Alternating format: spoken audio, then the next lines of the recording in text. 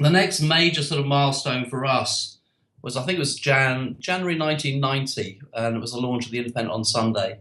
And I suppose all of us had a gut feel that we had this very successful Monday, Saturday package, and why were we doing a Sunday? And if we weren't to be doing a Sunday, why didn't we launch with a Sunday from day one?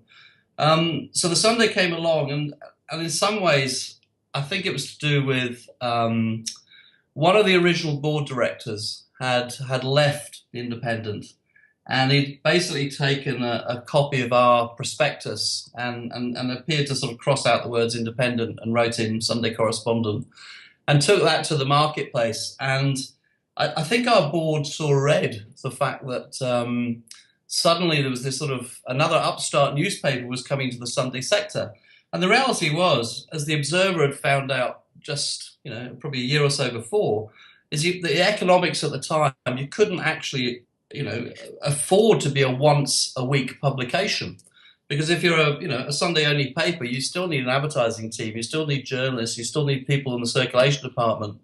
You still have all these costs, and yet you've only got one day a week to actually make any money.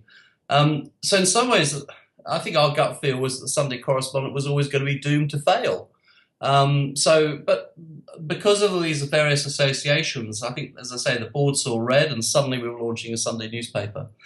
And what it did was that we didn't have a huge amount of budget for, our own marketing to our readers. And suddenly what little we had was being ploughed into the Sunday title. From an advertising point of view, it didn't really affect our staff. There was a guy called Andy Pike, who was a good mate of mine, who became the first ad manager on the Sunday, and I was on the daily. And we were selling both, so we actually ended up selling, all of the magazine, obviously the full Monday, Saturday, and now the Sunday as well.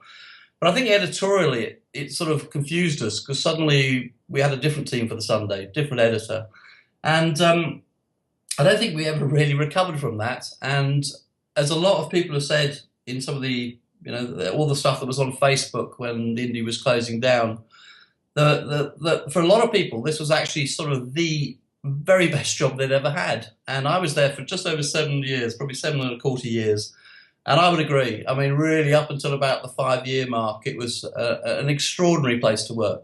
We had a lot of fun. I mean, it was a very interesting place. It was a fabulous group of people, and friends that we've made, and still stay in touch with to this day, however many years on this is.